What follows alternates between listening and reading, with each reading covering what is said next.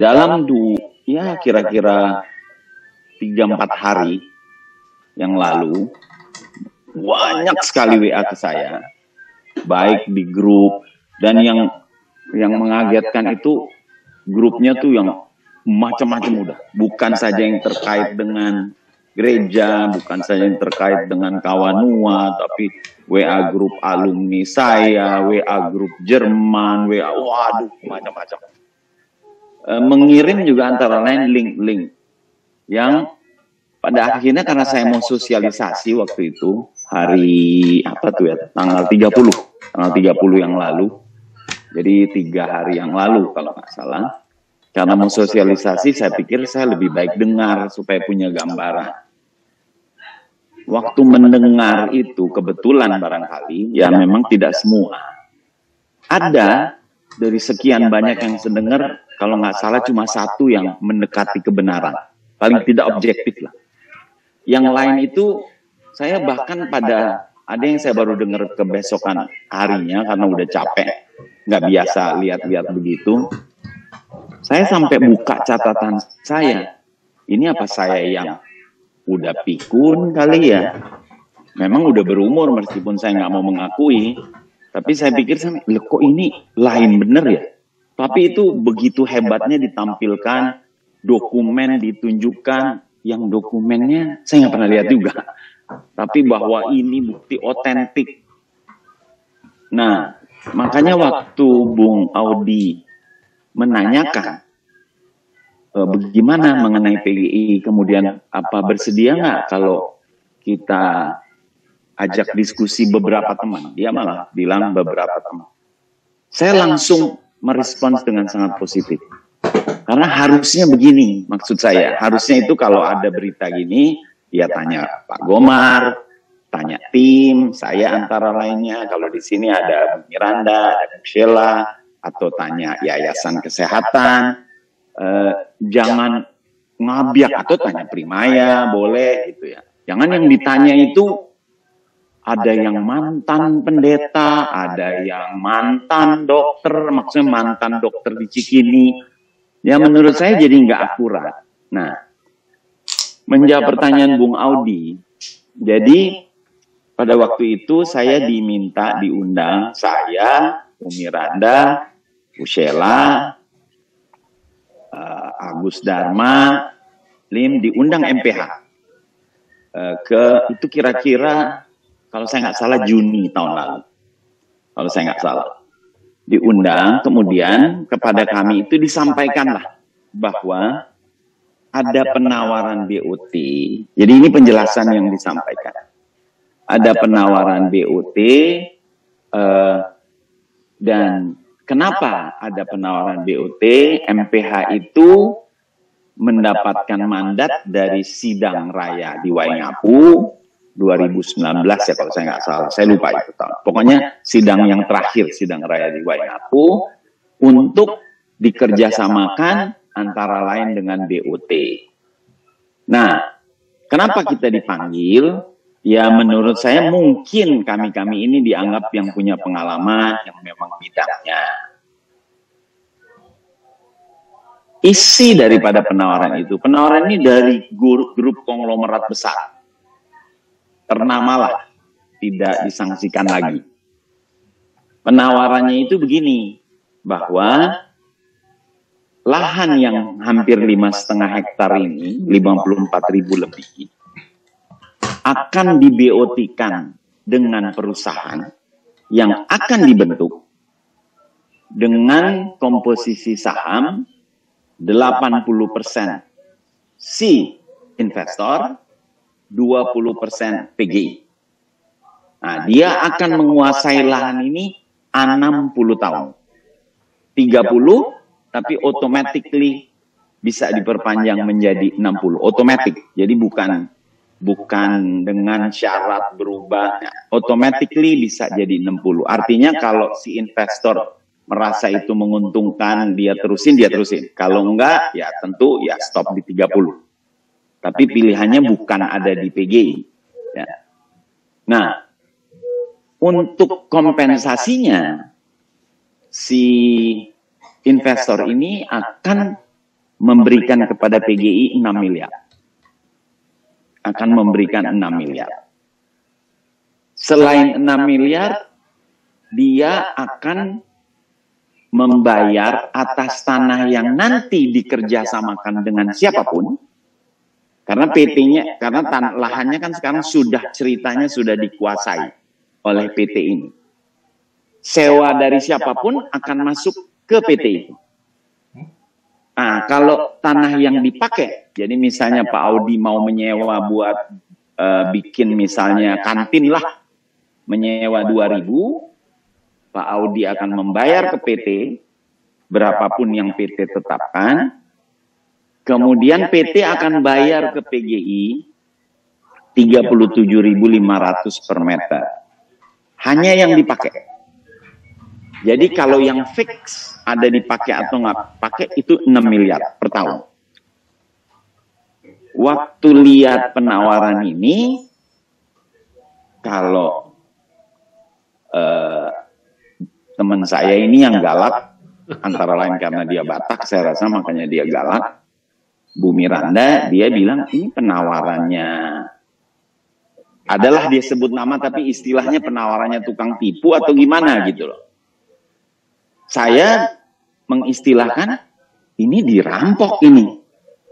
Saya sampai bilang, wah, saya nggak pernah mau berbisnis sama gereja. Tapi misalnya saya mau, detik ini pun saya dobelin. Saya tanda tangan. Karena pasti untung. Saya dobelin, saya tanda tangan. Saya sewa 75.000, saya bayar 12 miliar. Pasti untung. 5,5 hektar. Nah, ini yang saya pingin juga clear, karena saya terus terang waktu lihat YouTube itu, kasihan saya lihat Pendeta Gomar. Saya kenal Pendeta Gomar di PGI. Saya bukan teman dia lama, teman apa enggak, saya kenalnya di PGI. Karena waktu di situ Pendeta Gomar itu didampingi oleh MPH.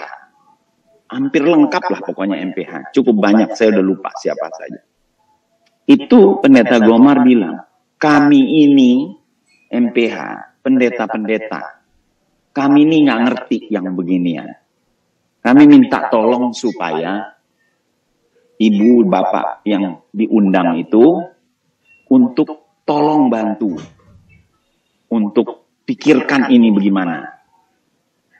Itu yang disampaikan. Jadi kalau ditanya Bung Audi tadi kenapa mau, ya kalau saya jangan ngomong saya lah, apalagi Bu Miranda. Saya kalau mau rapat aja sama dia tuh nanti dia lagi di mobil, nanti dia lagi rapat di mana. Entah, saya sampai pikir dia jangan-jangan hobinya bukan olahraga, hobinya rapat. Saking sibuknya. Belum Bu Sheila, Nino Ponggawa, Pak Agus Dharma. Saya tapi melihat itu, apalagi melihat penawaran ini betul-betul bisa, ya quote unquote, total loss nih. 60 tahun lagi bisa. Bayangin itu, jadi kalau itu disewakan begitu banyaknya, ya saya sebut aja supaya punya gambarannya, nanti saya jelasin detailnya. 10.000 yang kita BOT-kan ini, hasil selama 30 tahun itu 800 miliar. Jadi bayangin kalau 54.000 kanan kiri kanan ini, sementara PGI-nya cuma dapat 6 miliar plus 37.500 atas tanah yang dipakai. Kebetulan saya dari dulu, sikap saya paling tidak suka lihat gereja itu menjual aset. Pada dasarnya, meskipun saya memahami ada aset yang memang harus dijual. Untuk sebab tertentu ada yang memang harus, tapi saya nggak pernah setuju itu. Dan saya punya pengalaman yang nyata. Wisma Teguh Umar dulu tahun kira-kira 97 atau 98, saya lupa. Itu mau dijual oleh PGI waktu itu. Kita nggak setuju, kemudian almarhum Pak Radius, almarhum Pak Uripto Wijaya dari Galva, saya dan beberapa teman, kita ngumpulin duit dan kita bongkar. Kita bikin jadi wisma seperti sekarang. karena tidak mau dijual. Beberapa tahun yang lalu, ada juga pemikiran di PGI beberapa tahun, jadi kepengurusan yang lalu, menanyakan saran pada kami lagi, bahwa ada usulan untuk Teguh Umar itu dijual, karena waktu itu ditawar 300 miliar. Untuk digunakan memang untuk program-program PGI yang sangat penting. Itu juga alasannya jelas memang. Waktu itu pun saya di pihak yang sama sekali tidak setuju. Untuk itulah makanya saya waktu diminta bersama teman-teman saya, Ibu Miranda, Bu Sheila, Agus Dharma, Pak Lim, Nino Ponggawa, kita menerima. Nah, kenapa 6 orang? Jadi kalau PGI menunjuk, yang PGI tunjuk itu 3 orang yang dianggap profesional dalam bidangnya. Yaitu Bu Miranda, Agus Dharma, itu yang Bulaku, dan saya sendiri. Dari yayasan, 3 orang. Nino Ponggawa, Bu Sheila Salomo yang pembina, dan Pak Lim. 2 ini pengurus. Jadi 6 orang inilah diminta. Nah, kita memang waktu itu minta untuk kita dibuatkan SK. Dan pada waktu itu saya memang bilang di MPH, kami ini akan bekerja keras, serahkan ke kami, persetujuan semuanya akan kami mintakan dari yayasan maupun dari MPH. Tapi kami jangan diganggu dalam negosiasi. Biar kami yang bernegosiasi, begitu kita menganggap ini sudah, negosiasinya sudah rampung, kita akan minta persetujuan. Jadi begitulah kenapa terus kita dan PGI kemudian setuju pada 8 Juli tahun 2020 dikeluarkanlah SK untuk tim kami berenam ini. Begitu Bung Audi.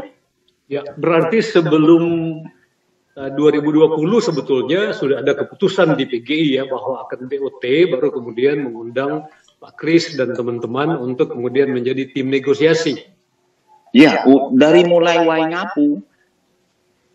Ya, terus terang kalau penyebabnya kita baru tahu setelah kita terlibat ya. Waktu itu kami dipanggil nggak tahu apa-apa. Cuman itu bahkan sudah event sidang sebelumnya, itu sudah beberapa kali menjadi pembahasan di sidang raya lah, kurang lebihnya begitu. Itu yang disampaikan ke sana oleh PGI.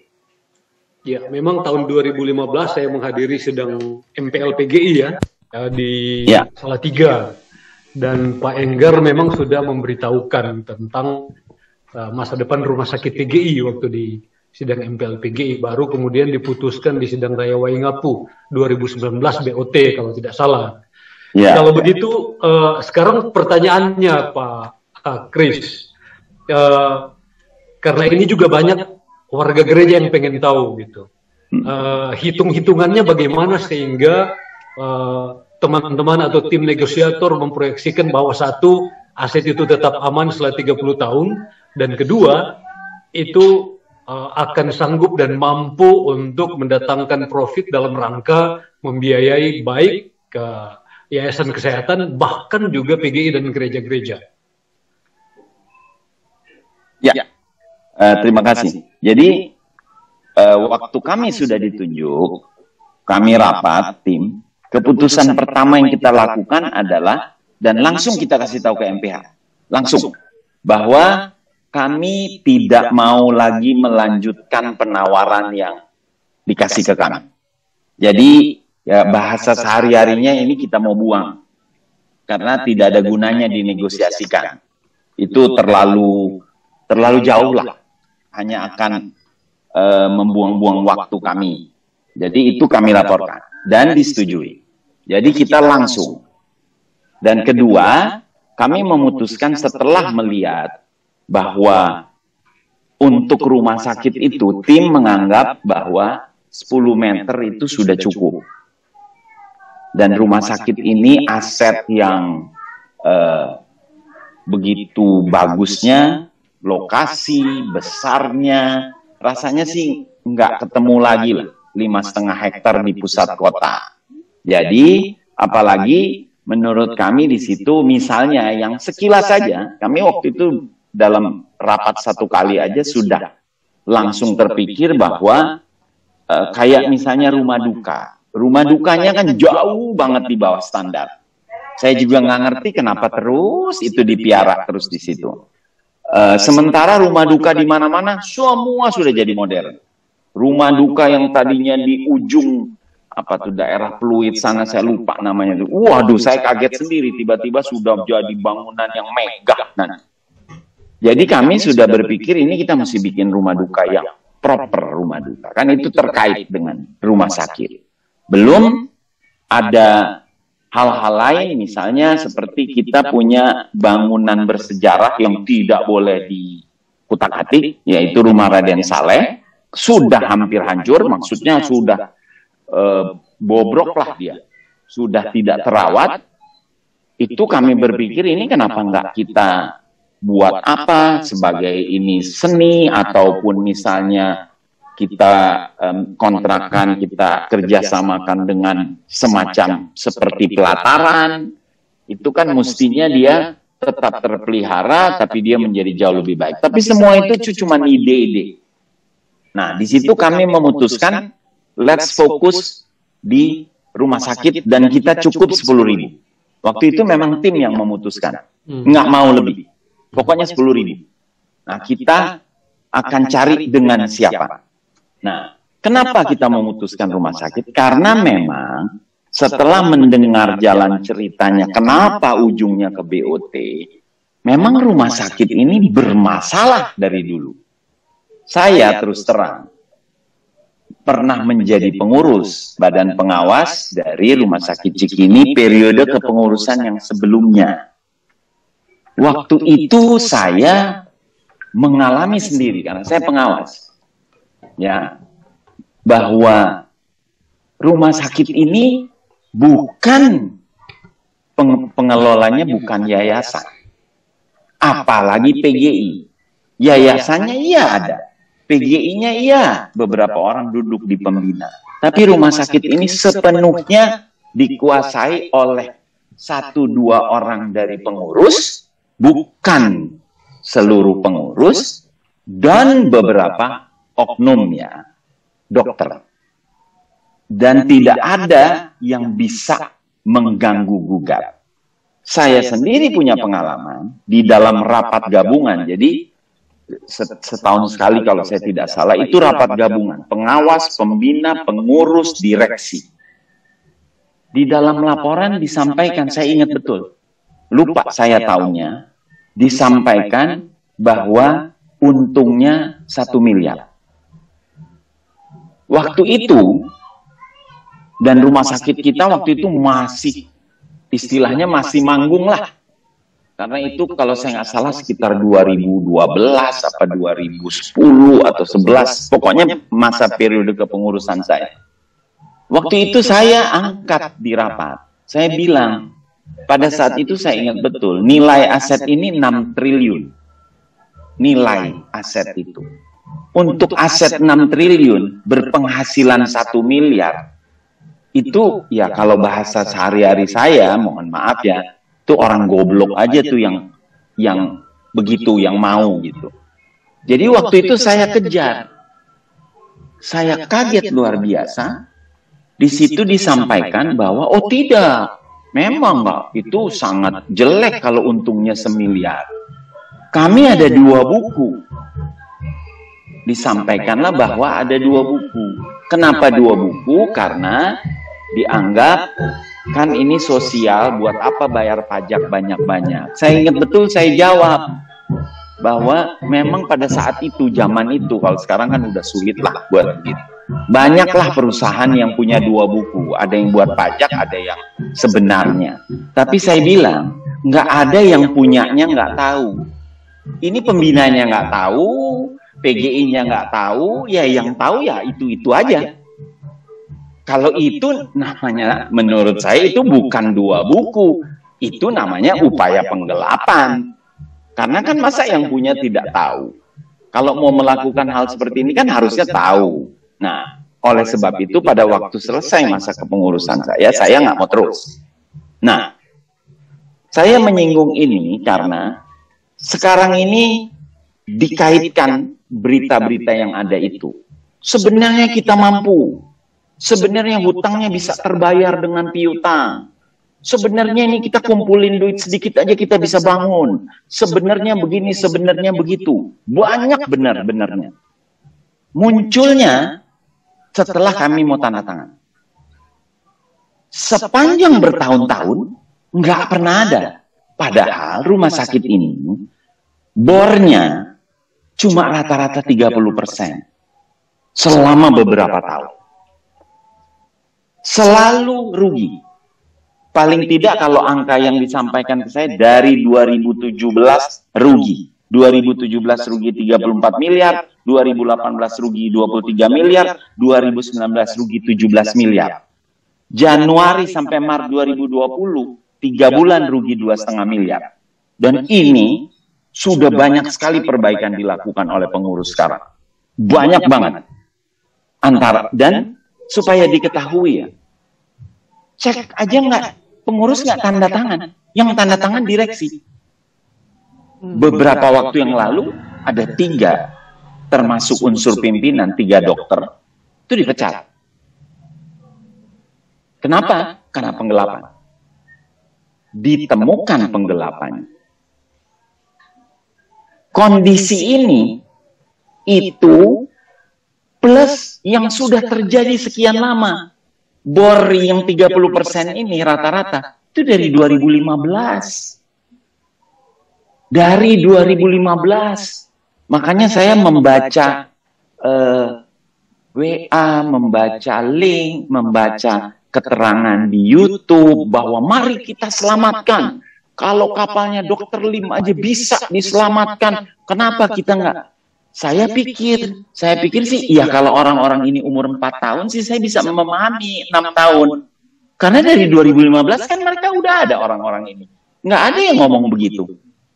Saya pun nggak bikin apa-apa karena saya juga nggak banyak tahu. Kenapa sekarang banyak tahu? Karena ada yang menghembus-hembuskan. Karena kami belum pernah mengeluarkan rilis resmi mengenai seperti inilah kita BOT-nya. Belum pernah. Jadi MRI kita nggak punya. Alat sudah banyak yang kadaluarsa. Yang maksudnya out of date. Kita tidak bisa memenuhi standar akreditasi. Ini laporan pengurus loh. Akreditasi. Dan saya mau tanya ke kita semua deh yang ikut. Kita semua. Kalau soal reputasi rumah sakit Cikini dulu. Loh, ayah saya dirawatnya selalu situ. Dia 2 kali serangan jantung selalu di Cikini. Di Anggrek. Profesor-profesor ahli Karmel. Waduh, begitu banyaknya. Kisyanto itu Cikini semua. Saya mau tanya, the last 2-3 years, ada dari kita yang mau kalau berobat kecuali kepepet ke Cikini. Artinya kan it's deteriorating. Sementara kalau kita lihat, yang sama-sama berbasis gereja aja, Karolus luar biasa bagusnya. Standarnya makin lama makin tinggi. Dulu mana ada Mayapada, mana ada Siloam. Cikini sudah maju banget waktu itu. Lah kok sekarang mereka semua maju, Cikininya malah makin menurun. Jadi kan artinya ada issues di dalam yang harus diperbaiki. Ini menurut saya tidak ikut-ikut ya, tapi ini menurut saya yang menjadi landasan seperti penjelasan Bung Audi, saya malah nggak ikut. Bahwa dari 2015 sudah mau dikerjasamakan, dicari jalan keluar, sampai proses itu pada sidang di Waingapu. Yang terjadi selama beberapa tahun ini, banyak yang tidak ada yang disampaikan di dalam YouTube, di dalam link-link yang beredar itu. Dokter nggak terima honornya, gaji dicicil, pesangon orang pensiun dicicil. Inikah rumah sakit pelayanan Kristen? Kan enggak. Makanya kan kita harus, saya tidak ikut, kami berenam setahu saya tidak ada yang ikut proses ini, proses yang mengusulkan supaya kami cuma dapat tugas, ini keputusannya mau BOT, tolong diperiksa penawaran ini kemudian putuskan. Nah dari situlah kita memutuskan 10.000 dan karena pada waktu itu waktu kita mengecek Siloam dalam posisi holding ekspansi, Mayap ada juga begitu, kebetulan ada penawaran dari Primaya. Primaya ini milik Profesor Yos Sutanto. Dia menguasai kurang lebih 58%. Kemudian Awal Bros, saya mesti baca catatan, takut lupa. Awal Bros itu memiliki 23,6. Kemudian Saratoganya Edwin Suryajaya 18,4. Saratoga seluruh Republik tahu mayoritasnya Edwin. Cuman punya 18,4 dari PT ini, Primaya ini, Famon, namanya Famon Bros, singkatannya FABS. Tapi kan kalau di YouTube, Rumah Sakit Cikini mau dimualafkan oleh Sandi Uno. Faktanya ini loh, Profesor Yos itu is a Catholic. Profesor Yos itu. Primaya itu rumah sakitnya ada 14. Nah, kami memilih, karena mereka menawarkan, kami memilih lebih baik kita berunding fokus dengan mereka. Kenapa? Karena tim melihat bahwa Famon ini, Primaya ini, mau IPO rencananya dalam waktu dekat. Tidak sampai 1 tahun dia mau IPO. Untuk yang mau IPO, selalu leverage yang bisa kita kapitalisasi itu besar. Karena buat dia penting. Kalau dia punya 10, dia penting bisa jadi 12 rumah sakit, bisa jadi 13. Karena itu yang akan masuk prospektus. Supaya dia PI-nya bisa meningkat. Nilai yang dia jual atas sahamnya itu bisa meningkat. Makanya kami fokus untuk memanfaatkan agar supaya proses negosiasinya kita bisa banyak mendapatkan keuntungan dibandingkan dengan kita berunding dengan yang sudah IPO atau yang tidak ada rencana untuk IPO sama sekali. Nah, jadi Primaya menawarkan ke kita. Penawarannya mereka adalah 6 miliar setahun. Ya pastinya dia bocor lah penawaran yang pertama itu. Cuman dia ini hanya untuk 10.000. Dan revenue 0,5% dari revenue. Jadi dari total gross, dia akan kasih kita 0,5%. Berundinglah kami tim sampai hampir setahun. Kemudian dia akan memberi 10 miliar sebagai pinjaman. Dan dia boleh mengundurkan diri kapanpun. Jadi kalau dia melihat ini kurang menguntungkan, dia boleh mengundurkan diri. Kita mesti kembalikan 10 miliar itu. Tim tentu setelah mereview semua, kami counterlah, berproseslah begitu panjang. Penawaran Primaya juga bahwa sewa 6 miliar itu per tahun, setiap 3 tahun naik 5%. Setiap 3 tahun. Dia naik 5%. Jadi dari 6 miliar, habis 3 tahun naik 5%, terus sampai tahun 30. Tim berunding. Nah, sebelum kemudian kami mendapatkan satu kurang lebih semacam final position yang kami, waktu itu saya ingat betul, kami mau sampaikan dengan posisi take it or leave it. Karena kalau enggak kita udah mesti cepat dong. Karena ini masalah.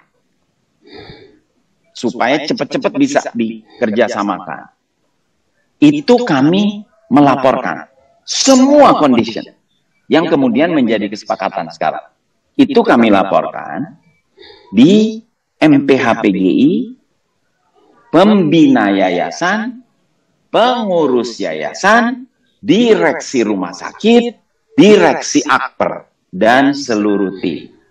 Kami laporkan, ini penawaran kami. Kami mendapatkan persetujuan, baru kami sampaikan offer letter kita bahwa seperti ini. Nah, di situ supaya saya lebih cepat aja menjelaskan. Kita memulai dengan 5 tahun, kami akan mendapat 1 miliar per tahun. Jadi 1 miliar di dalam sewanya 1 miliar per bulan kok per tahun, 1 miliar per bulan, dan 50% dari profit. 50% dari profit. Kenapa kami bikin begitu? Karena perhitungan kami, COVID ini akan sekitar 2-3 tahun pada waktu itu ya. Dari 2020 ya sampai 2022 lah hitungan kami. Dan itu sudah terbukti di dalam perjalanan kami sambil berunding sampai akhir tahun 2020 bahwa dia menguntungkan. COVID ya, uangnya tuh dari pemerintah. Jadi sampai akhir tahun 2020 plusnya akhir November 25 miliar. Jadi kami atur supaya pembagiannya itu 50-50 dari profit. Karena menurut plus 12 miliar.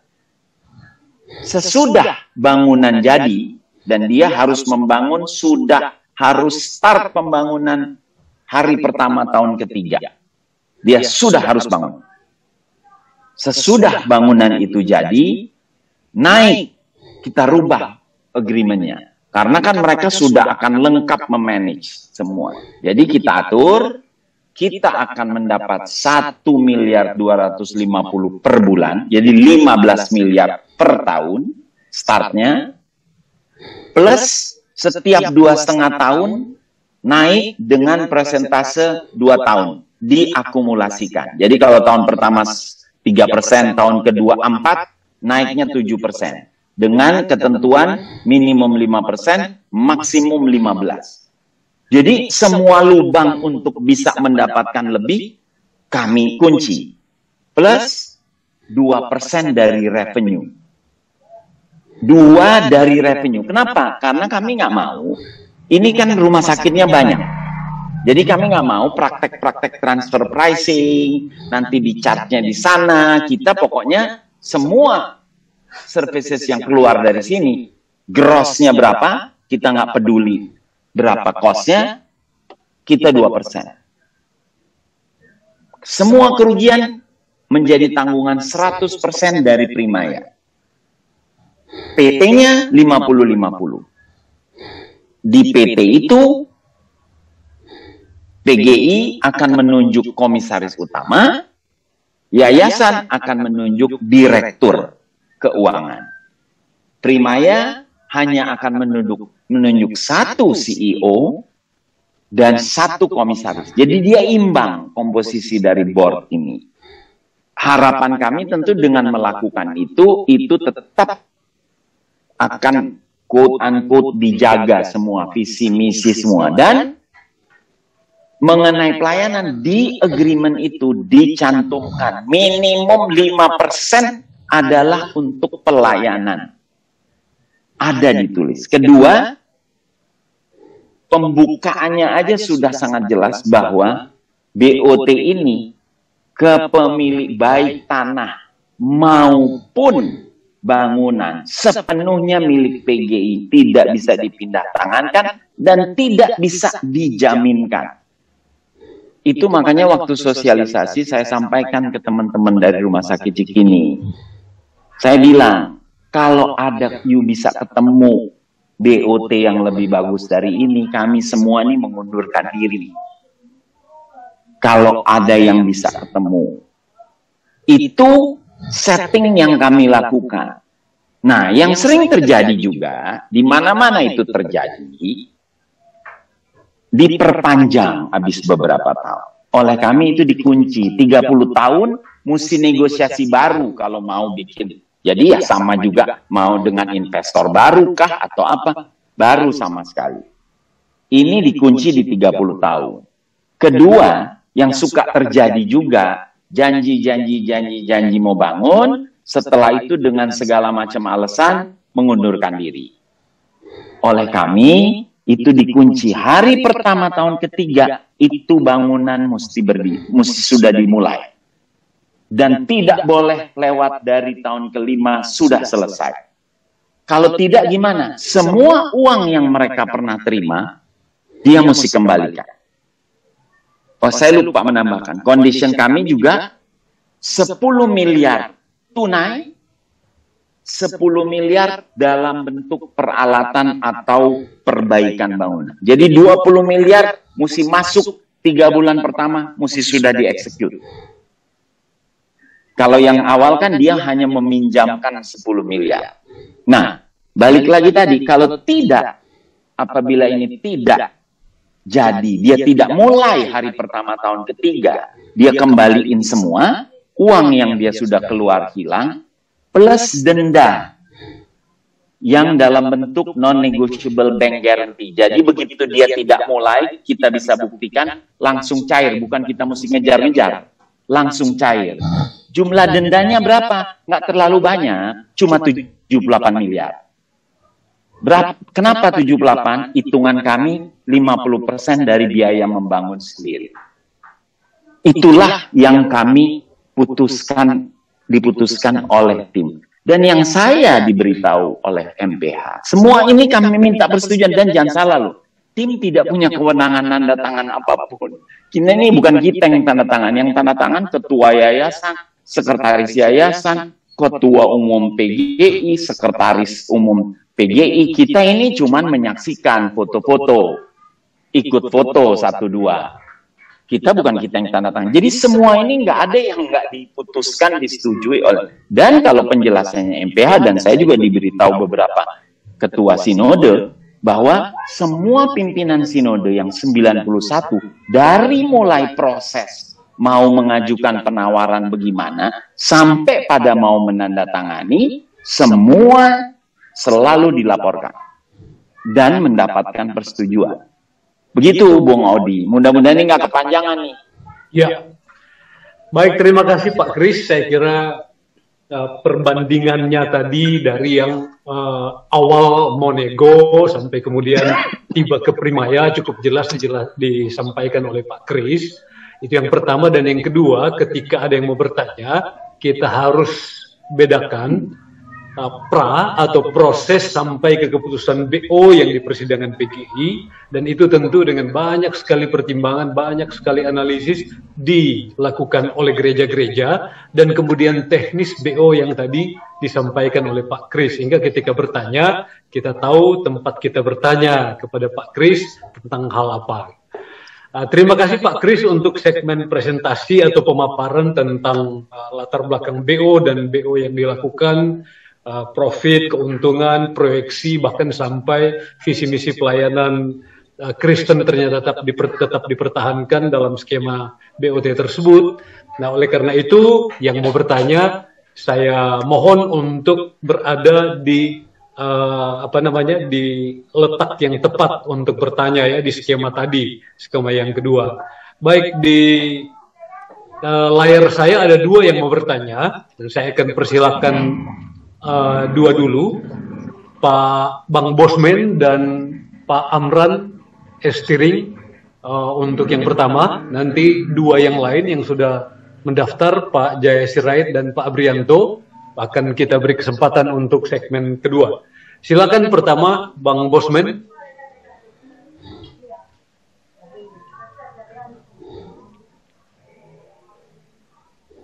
Terima kasih kesempatan yang diberikan. Paparan dari Bapak tadi saya pikir cukup jelas ya. Cuman saya melihat kok sepertinya apakah pihak yang bekerja sama dengan PGI ini mampu melaksanakan itu. Yang saya tangkap pertama bahwa Prima Jaya mengelola rumah sakit ini 3 tahun pertama. Setelah itu Primaya akan membangun ya di 10.000 meter itu kan gitu. Pertanyaan saya, sudahkah ada due diligence atau kajian-kajian mendalam terhadap mitra kita ini? Karena dengan tanah 1 hektar 10.000, saya lihat itu nggak cukup besar ya untuk membuat suatu bangunan rumah sakit. Karena koefisien dasar bangunan itu mungkin sekitar 50%. Jadi yang bisa dibangun 50%, 50% adalah sarana umum. Jadi kira-kira berapa meter rumah sakit yang mau dibangun ini? Ya, itu mencakup berapa lantai misalnya? Itu satu. Yang kedua, apakah yang di BOT-kan ini termasuk peralatan? Karena rumah sakit ini mungkin kalau perhitungan saya sih hampir 30% itu menyangkut peralatan dari biaya yang dikeluarkan. Jadi kalau misalnya dikeluarkan untuk bangunan 700 miliar, mungkin 300 juta, 700 miliar akan untuk kebutuhan peralatan. Jadi apakah termasuk peralatan yang akan di BOT-kan? Jangan sampai nanti selesai BOT 30 tahun, peralatan diambil, ya tinggal bangunan tua gitu. Ya. Lalu yang ketiga, yang terakhir ya Bang ya. Yang terakhir ya.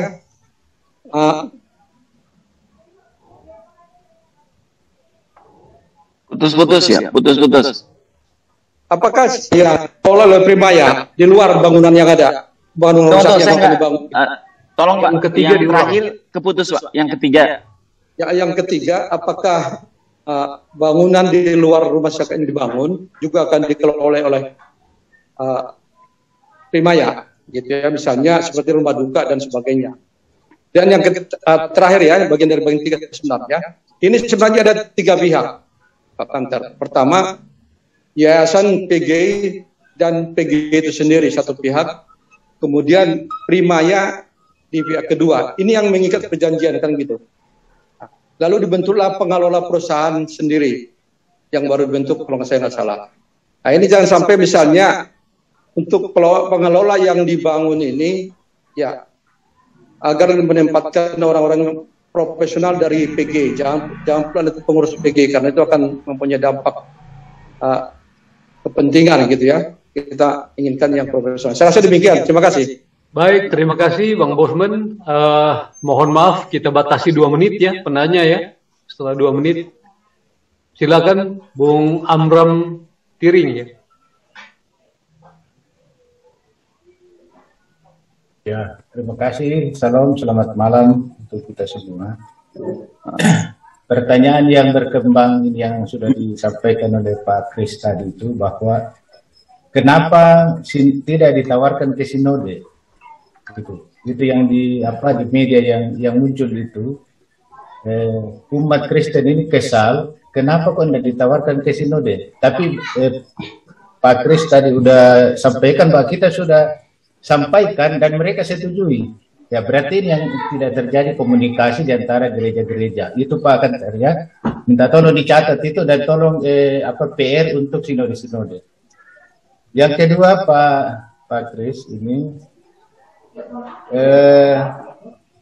motif ya, orientasi PGI sekarang ini atau gereja itu sudah beralih dari pelayanan ke profit oriented. Nah ini boleh katakan merubah mindset kita gereja-gereja ya, sampai banyak aset gereja itu kami tidak mau jual karena untuk pelayanan. Jadi tanda kutip pelayanan itu dalam arti tidak boleh berbau ekonomi. Nah, itu Pak. Jadi itu mindset kedua. Yang ketiga ini Pak tentang aspek hukum ya.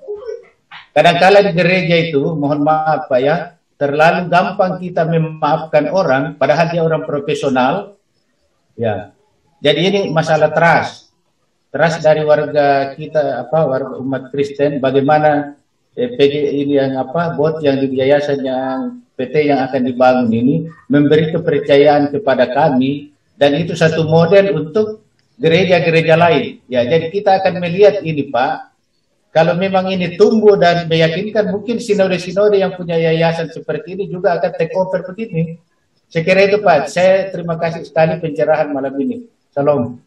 Baik, terima kasih Bang Pak Amram Tiring.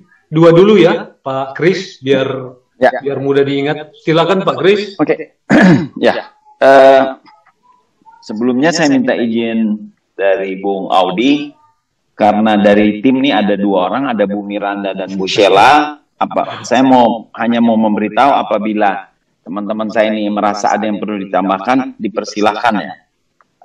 Dengan izin Bung Audi tentunya. Saya minta maaf, memang tadi saya tidak lengkap menjelaskan. Jadi Bung Bosman ya, itu gedung yang harus dibangun itu sudah kita kunci di agreement.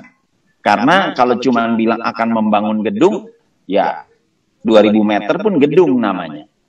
Ya kan? Jadi kita taruh di agreement itu bangunan yang harus dibangun untuk rumah sakit itu 14.000 plus 4.000 meter persegi parkir. Jadi 14.000 itu bangunan hospital, 4.000 itu parkir.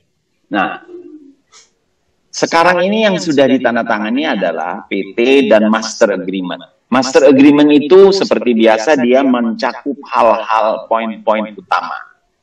Ada poin-poin detail yang akan ditandatangani juga di dalam, kita menyebutnya perjanjian kerjasama. Jadi yang lengkap itu biasanya tebal. Itu semua kemungkinan biasanya itu oleh lawyer yang kita tunjuk itu akan dicantumkan di situ.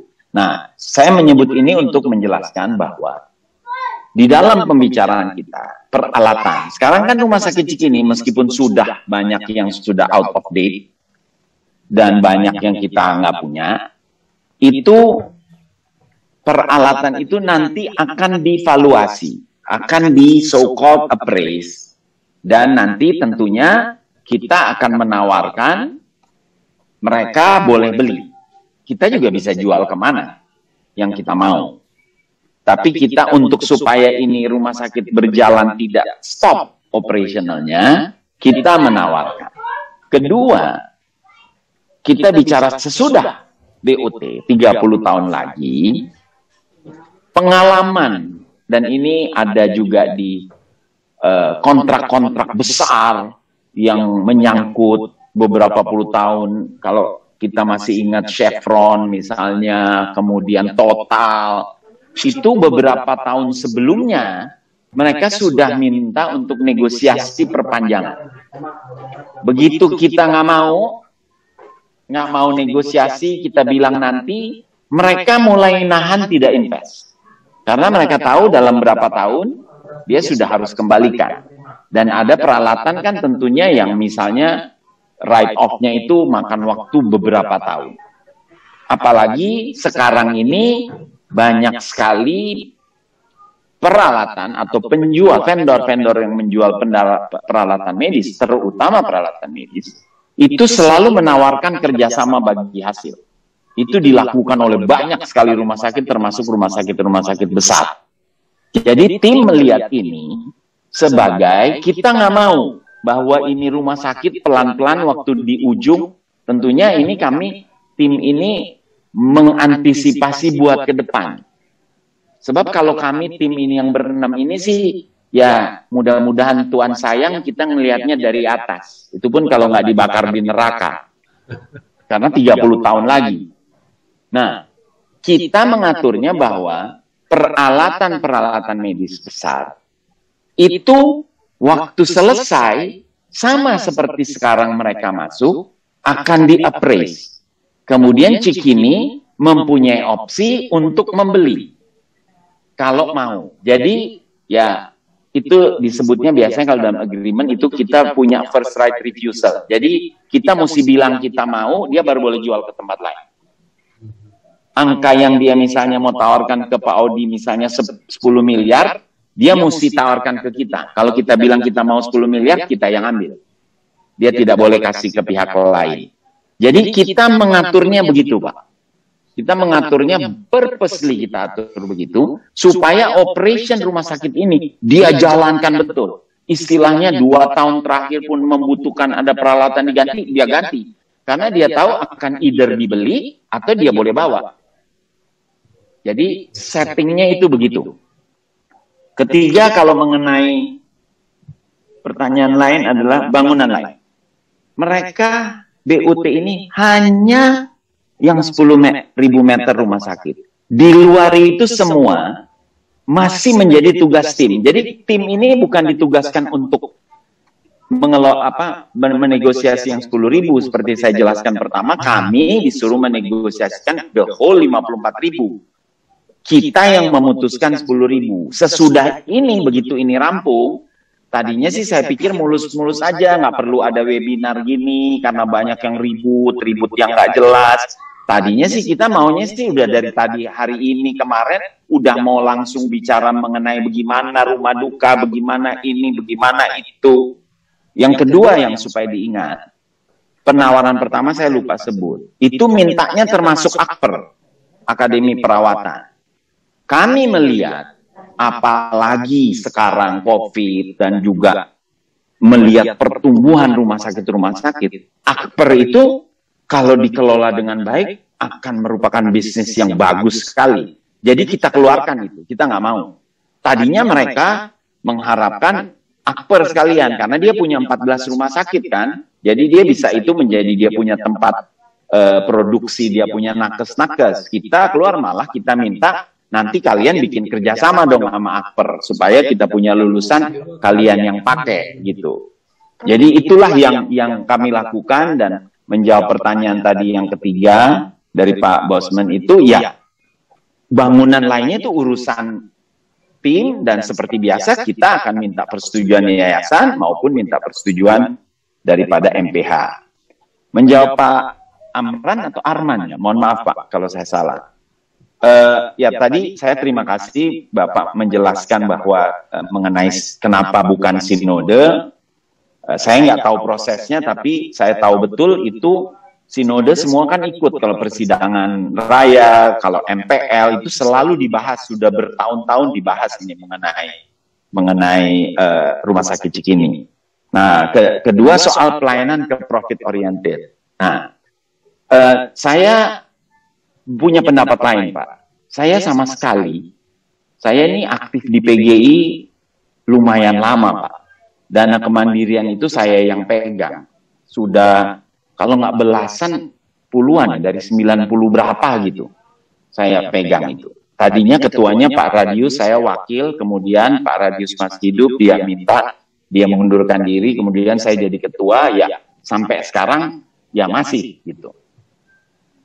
Kalau saya melihat, selama ini, dulu pun waktu saya masih pengurus Cikini, selalu tuh di kuncinya bahwa, saya ingat betul, karena kita ada beberapa pengusaha, ada almarhum Edwin Kawilarang, ada Edwin Suryajaya, di pengurus waktu itu, kita dikuliahin oleh salah satu pengurus pada waktu itu, sudah senior lah dia, bahwa ini jangan samakan seperti perusahaan ya, kami ini pelayanan. Orang datang sini nggak punya uang, kami layani. Ini begini. Wah, panjang lebar kita dikuliahi. Saya padahal waktu itu sedang mendesak kenapa untungnya cuma 1 miliar. Yang kemudian di ujungnya yang tadi saya cerita, ternyata ada buku lain. Kalau prinsip saya, semua bisnis atau komersial hal yang dilakukan, misalnya rumah sakit, rumah duka, apapun juga, harus dikelola secara prinsip-prinsip komersial, tapi keuntungannya itu yang mesti dikembalikan untuk sosial. Bukan kemudian itu dikelolanya, itu sebabnya kita hampir semua kehilangan aset. Makin lama makin nggak ada duit. Saya selalu kalau bikin joke itu, saya bilang, ya saya mau dong lihat PGI ini ngurusin mengenai masalah-masalah yang dihadapi umat, mengurusi masalah-masalah positioning daripada umat Kristen, macam-macam yang begitu banyaknya. Yang ada sekarang kan bayar bulanan overhead aja, ya mohon maaf ya, saya suka joke bilang, kemana-mana bawa-bawa batok. Maksudnya kayak minta-minta gitu, tolong minta sumbangan, tolong minta sumbangan, tolong minta sumbangan. Padahal asetnya begitu banyaknya, yang mampu sebenarnya generating besar. Ini yang mesti dipakai buat pelayanan. Jadi kalau tadi angka-angka yang saya sebut hasil daripada BOT, ya uang itu mesti digunakan buat pelayanan. Uangnya jangan buat bagi-bagi bonus kepada para pimpinan yayasan atau pimpinan MPH, itu yang baru namanya profit oriented.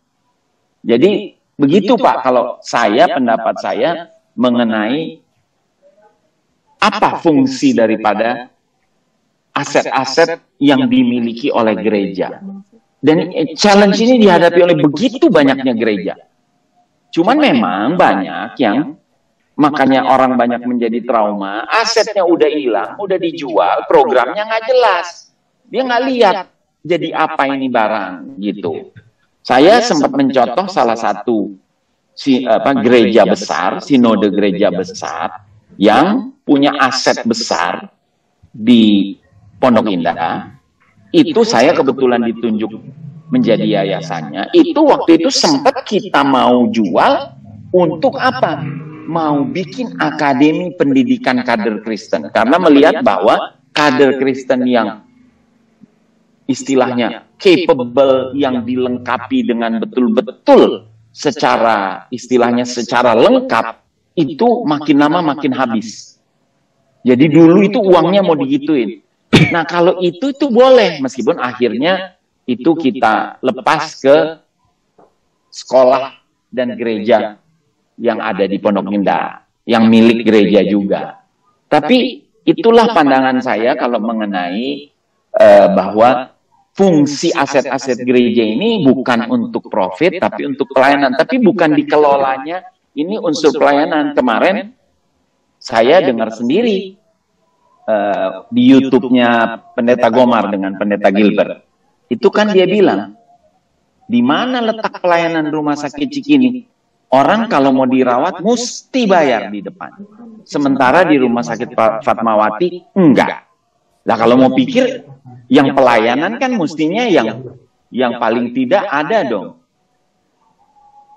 kemungkinan untuk orang belum langsung harus punya uang. Itu cuman salah satu contoh. Saya sendiri nggak tahu karena nggak pernah berobat di rumah sakit Cikini. Jadi ini menjawab yang tadi disampaikan oleh Pak Amran.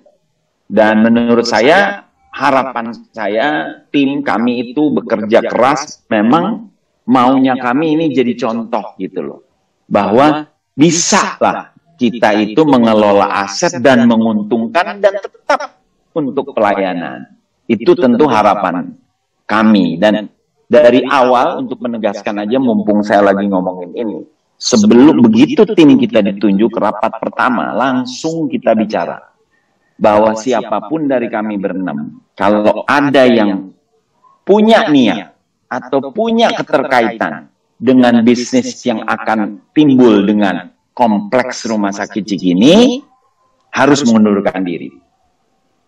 Baik sekarang maupun punya niat.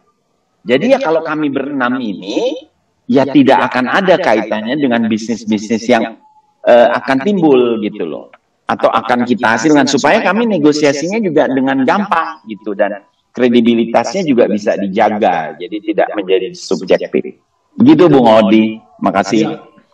Baik, terima kasih. Cukup clear ya sebetulnya penjelasan soal gereja, optimalisasi aset, karena PGI juga banyak asetnya yang masih tidur gitu. Dan itu tidur puluhan tahun gitu, tidak menghasilkan apa-apa. Oke, baik. Saya tidak ingin banyak bicara biar teman-teman yang pengen bicara dan penasaran yang bicara. Baik, yang ketiga, Bung Jaya Sirait dan Pendeta Adri Masih dari PGIW Sulselra ya. Silakan Bung Jaya sebelum Pendeta Adri Masih. Terima kasih Bang Audi. Shalom Ibu Bapak sekalian. Terima kasih Pak Kris dan tim. Dan mohon izin Pak Janis Pagalung. Iya. Senior saya, minta dulu anak buahnya di bandara. Ada beberapa hal yang tadinya mau saya tanya, tetapi juga sudah disampaikan Bang Bosman. Dan juga sudah dijelaskan Pak Kris. Yang tadi terkait dengan objek yang di BOT-kan 10.000, bagaimana sisa lahan. Tapi ternyata ya, sebagaimana saya juga memang itu tentu yang terpisah, sudah dijelaskan, terima kasih. Lalu yang kedua, ini kan rumah sakit, tadi juga sudah dijelaskan sebenarnya. menjelang akhir BUT 30 tahun, tadi sudah dijelaskan bahwa yang menyangkut dengan fasilitas peralatan medis itu akan ditawarkan terlebih dahulu kepada Yankes atau PGI yang bisa kita diberikan opsi untuk membeli. Pikiran saya semula itu termasuk yang akan di BUT-kan, dan oleh sebab itu tadi pemikiran saya tentu perlu ada masa transisi menjelang transfer aset. Ada dua hal yang perlu diperhatikan masa transisi menjelang setelah terima aset setelah 30 tahun. Tentu pertama kondisi bangunan. Menurut saya perlu diatur agar bangunan yang akan diserahkan itu kemudian harus dalam kondisi baik. Kondisi baik. Dan harus diatur fasilitas apa saja yang memang melekat yang tidak boleh diambil. Contoh katakan lift. Tentu lift itu harus kondisi baik sebelum diserah terimakan. Tentu perlu ada mungkin pengaturan-pengaturan lebih teknis tentang hal itu. Kalau tadi menyangkut peralatan medis, ya barangkali mungkin sekarang umumnya kan pakai sewa atau kerjasama. Tapi menyangkut bangunan saya pikir ini perlu menjadi atensi dari tim. Yang kedua, menjelang akhir perjanjian, jangan sampai SDM yang ada, karena toh pengeluaran rumah sakit kan sudah beralih ke manajemen baru. Jangan sampai nanti setelah menjelang 30 tahun, SDM itu ikut semua ke Primaya. Lalu kalau tidak ada kesepakatan, siapa yang akan mengelola rumah sakit berikutnya? Jadi saya pikir menyangkut pengalihan sumber daya manusia, ini harus dibuat sedemikian rupa supaya di end of kontraknya, ya Yankes PGI pun siap mengambil alih jika tidak ada kesepakatan dengan para pihak. Saya pikir dua hal ini yang menjadi atensi saya. Memang saya juga mendengarkan paparan dari Pak Ketua Umum dan juga sebelumnya juga ada di YouTube-nya teman kita. Memang agak liar karena yang dibahas itu adalah berdasarkan dari surat penawaran, bukan dari skema-skema kerjasama yang disampaikan yang sudah dibahas oleh tim. Jadi barangkali Pak Kris dan tim, Bu Miranda, memang agak liar sih. Tapi saya pikir waktu itu ya wajar saja liar karena memang masyarakat itu kurang mendapatkan informasi. Tapi dengan adanya Pak Gomar, beberapa peradaan Pak Kris, sekarang saya pikir sudah semakin jelas. Terima kasih kepada tim, terima kasih kepada kita semua. Terima kasih. Baik, terima kasih Bung Jaya, Sirait. Pendeta Adri silakan.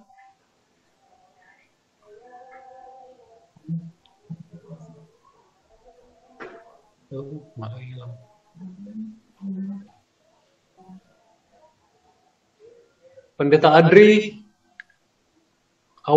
hilang ya? Ada. Oh ya ada. Oh sorry tadi. Ya selamat malam, salam semua. Bung Audi, Pak Kanter, terima kasih boleh mendengar dan bertemu hari ini. Dengan penjelasan Pak Kanter dan juga beberapa waktu yang lalu antara Pak Gilbert sama Pak Ketua Umum kita sudah mulai meredakan kegundah-gulahan saya. Mengapa saya gundah gulana? Karena sedih sekali kalau sesuatu yang seharusnya bukan cara-cara bergereja kita itu yang terjadi. Sehingga saya di Sulawesi Selatan Barat Tenggara PGIW harus menjawab banyak pertanyaan-pertanyaan yang saya tahu persis bahwa itu sesuatu yang sebenarnya tidak perlu. Kalau kita tahu dulu masalah, baru kita memberi komentar, baru kita membuat segala macam diksi-diksi yang sangat merugikan kita sebagai gereja. Oke, tapi saya pikir ini zaman keterbukaan dengan internet komunikasi yang luar biasa sekarang, kita tidak bisa lagi menutup-nutupi, tapi saya pikir ini bagus kita buka semua sehingga kita tidak ada yang disembunyikan sesuatu. Nah, oleh karena itu saya sebenarnya 17 tahun sudah bersama di PGI dan saya tahu persis semua keputusan-keputusan mau jual kah, kalau toh memang diputuskan oleh MPH oleh sidang MPL itu dijual, ya jual lah, karena itu keputusan pemiliknya, kita kan ini pemilik. Tetapi saya tidak pernah tahu atau tidak pernah dengar bahwa kita putuskan untuk jual, sehingga ketika muncul berbagai macam bahwa itu Pak Gomar, Pak Ketua mau jual dan sebagainya, aduh sedih sekali, karena saya tahu itu tidak mungkin, ya kan? Kalau mungkin itu pasti Pak Gomar sudah dibawa di ranah hukum itu. Tidak mungkin mau beliau tidak juga mau gara-gara itu. Oh, dan dia tidak dapat apa-apa kemudian dia dibawa ranah hukum. Enggak lah. Saya pikir mari kita semua, saya tidak bertanya, tapi saya ingin mengajak kita semua, mari kita bersama-sama dengan menyelesaikan masalah-masalah dengan secara Kristiani, tidak tuduh-menuduh, tidak fitnah-memfitnah, malah kita support, mendukung dalam doa satu dengan yang lain supaya ya PGI bisa bekerja dengan baik, bukan selalu dirongrong. Ya sama lah, saya jengkel juga dengar Jokowi yang sudah kerja baik-baik dirongrong terus, kan kasihan. Nah, oleh karena itu saya pikir sudah waktunya lah ini semakin terbuka kita, waktunya kita mari menggunakan kesempatan ini dengan berbagai masalah ini, kita kelola dengan positif, dengan cara yang benar, supaya menjadi berkat bagi gereja, bukan menjadi sandungan kita semua. Mari kita semua ikut menjadi berkat bagi gereja dengan kita cara menggunakan kita punya tangan ini untuk tulis-tulis, untuk suara kita dan sebagainya, supaya semua untuk kebaikan kita bersama. Saya pikir ini penting sekali. Tentunya kita juga mengingatkan kalau ada sesuatu yang tidak baik, kita ingatkan dan sebagainya, tapi kita tahu dulu supaya jangan kita salah mengingatkan begitu. Kalau kita mengingatkan yang kita tidak tahu masalahnya, ya kita juga yang salah dan sebagainya. Oleh karena itu saya pikir waktunya lah kita gereja-gereja semakin bersatu, dan anggota-anggota gereja mari kita bersama-sama saling mendoakan, saling mendukung supaya gereja Tuhan di Indonesia menjadi berkat, menghadirkan tanda kerajaan Allah. Terima kasih, itu surat saya. Tuhan memberkati kita semua. Terima kasih. Pak Andri ini salah satu yang memutuskan, jadi beliau paham. Ya, saya juga memutuskan. Ya. Terima kasih Pak Andri. Pak Kris, boleh kita minta satu lagi karena Pak Andri sebetulnya tidak bertanya ya? Ya, boleh. Ya. Baik, silakan Pak Marwata Hutajulu. Ya.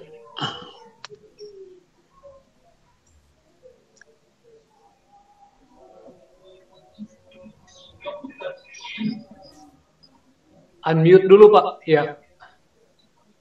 Oke, terima kasih Pak Audi dan terima kasih Pak Kris atas pemaparannya tadi yang sudah sangat jelas. Saya hanya memberikan saran kali untuk tim bahwa apa yang informasi yang ada di masyarakat atau di level jemaat atau yang menyayangi PGI ini, rumah sakit ini, disinformasi saya pikir dengan apa yang telah disampaikan oleh Pak Kris tadi. Tetapi bagaimana kalau informasi ini mungkin bisa disosialisasikan ke yang lebih luas, itu satu. Yang kedua, bahwa misi berdiakonia dari Rumah Sakit Sikini ini kan sudah ada dari 120 tahun yang lalu. Dan tadi sudah dijelaskan bahwa misi itu, sudah dialokasikan 5% dari profit yang akan diberikan kepada PGI. Mungkin teknis di dalam mengelola 5% ini yang selama ini secara gamblang, bahwa misalnya saya kasih contoh bahwa kalau pendeta dirawat di sana ada kebijakan-kebijakan dari rumah sakit. Tapi itu nanti mungkin dengan direksi yang baru, apakah Primaya Group akan tetap melakukan misi ini, apakah mereka tetap melakukan atau dikompensasi dengan 5% dari profit yang diserahkan ke PGI. Itu satu. Yang kedua, saya juga menyoroti pre-BOT-nya yang tadi bapak-bapak yang sudah bertanya banyak mengomentari atau memberikan masukan post BOT. Kalau saya mungkin bagaimana nasib nakes yang ada sekarang, yang sekarang ini bila telah beralih manajemen rumah sakit itu ke Primaya. Artinya cukup banyak itu dokter, perawat dengan nakes non medis. Ya, bagaimana mereka, karena isu yang beredar bahwa mereka itu tidak tahu nasib mereka, dan itu yang harus perlu diluruskan supaya informasi disinformasi yang mereka dapat tidak sejelas yang dijelaskan oleh Pak Kris. Oleh karena itu ada baiknya dari tim ini, saya tidak tahu memang tadi sore saya sudah mendapat sedikit informasi dari Pak Bomar mengenai apa yang telah disampaikan oleh Pak Kris tadi, tetapi sebaiknya diberikan informasi yang seperti dijelaskan di Zooming ini kepada nakes yang ada sekarang, pre-BOT bagaimana. Saya pikir itu yang perlu saya sampaikan agar kiranya nanti misi visi berdiakonia dan bermarturia di rumah sakit PGG yang akan datang, yang baru itu tetap dijalankan dan dipertahankan. Terima kasih Pak. Baik, terima kasih Pak Marwadi Hutajulu. Pertanyaan yang bagus, saya kira memang butuh informasi yang clear soal ini ya. Silakan Pak Kris. Ya, terima kasih ya. Saya terus terang mendengar apa yang disampaikan di dalam Zooming kita ini. Kemarin terus terang saya mau ceritakan, kita teman-teman saya ada, Bu Miranda ada, Bu Syala ada, selain MPH Yayasan, waktu kita sosialisasi dengan lengkap seluruh stakeholder Cikini. Ya. Karena apa yang ditanya, apa yang dipersoalkan, sama sekali menurut saya hanya 1-2 dari sekian banyak yang mendasar kepada harus seperti apa yang lebih baik. Isinya tuh menyalahkan, sangat negatif. Sampai saya nggak tahan, saya sampaikan, coba dong kasih input tuh yang positif. Menyalahkan juga dengan senang hati, supaya yang disalahkan tuh yang positif. Saya dan teman-teman ini, meskipun kami ini sudah mati-matian dengan semua kemampuan yang ada, kami berenam, tapi kami ini daging, kami ini penuh dengan kelemahan. Tentu ada kelemahan-kelemahan. Nah itu maksudnya, kami tentu dengan senang hati kalau ada input. Itu yang saya pikir saya rasakan di dalam Zooming kita kali ini. Perbedaan yang begitu besarnya yang memang yang ditanya itu very essential. Ada yang karena belum saya jelaskan, belum begitu jelas. Ada yang memang mesti dijawab, memang saya belum jelaskan sama sekali gitu ya. Untuk itu saya sekali lagi menyampaikan terima kasih. Nah, Pak Jaya Sirait tadi menyampaikan tentang bagaimana nih serah terima. Betul sekali, saya tidak menjelaskan dengan detail. Jadi yang kita sebut peralatan medis yang akan di-appraise, yang dia boleh bawa, dia boleh tawari, itu hanya peralatan medis besar. Jadi semua itu, tempat tidur apa, itu tetap. Itu bagian daripada, memang kami belum merinci dengan detail, tapi di dalam pembahasan, kalau dalam perundingan kan hal-hal yang sudah dibahas meskipun belum jelas masuk itu sudah mendasari keputusan-keputusan yang dibuat. Jadi itu apalagi lift, nggak ada. Kalau yang melekat sama sekali nggak boleh, AC apa nggak ada. Tapi bahwa Pak Jaya Sirait itu mengingatkan agar supaya mengenai pemeliharaannya apa. Nah, itu tentu harus menjadi perhatian kami di dalam membuat perjanjian rincinya, karena itu masih lagi akan disusun. Jadi terima kasih sekali atas kami diingatkan bahwa ini harus diatur gitu. Dan memang kalau soal masa transisi itu yang tadi saya sampaikan, kenapa kami ambil pola ini, karena selama ini begitu disebut transisi, dia berhenti invest. Kalau di kerjasama-kerjasama yang ada, baik itu mengenai lahan, minyak, begitu loh. Itu penyakitnya suka begitu. Dibiarin anyway karena 2 tahun lagi udah mau diambil nih sama yang punya. Nah biasanya kalau kita nggak mau ini mereka bilang, tapi berunding dulu perpanjang. Kalau nggak kita nggak mau. Jadi terima kasih Pak Jayasra. Kedua, tentu kami terima kasih atas dukungan, atas doa maupun support dengan persetujuan yang diberikan oleh Pak Adri selaku PGI wilayah, dan memang jelas banget dari awal. Sama sekali, makanya kita ada pasal khusus, bahkan itu di dalam pembukaan perjanjiannya, bahwa ini tidak, jangankan jual, even nggak boleh dijaminkan. Dan biasanya kalau BOT, banyak yang tanah dan bangunan mesti dijaminkan, tapi harus menjadi tanggung jawab si pemegang BOT. Tapi seingat saya sih, saya belum pernah lihat yang bangunannya nggak boleh dijaminkan. Ini oleh kami, bangunan pun nggak boleh dijaminkan. Jadi betul-betul itu sepenuhnya atas nama PGI. Ya. Yang kemudian Pak Hutajulu, betul sekali, terima kasih atas mengingatkan bahwa disinformasi ini masif sekali. Jangankan gitu Pak, saya nggak usah menyebut teman atau apa. Ya rasanya sih, mestinya kita kalau di keluarga sendiri kan kredibilitas kita, masa nggak tahu sih keluarga sendiri. Adik saya tapi nanya ke saya, itu lu mau jual ya rumah sakit Ciki ini? Bayangin Pak, adik saya nanya Pak, dia yang tahu ya, saya nggak tahu.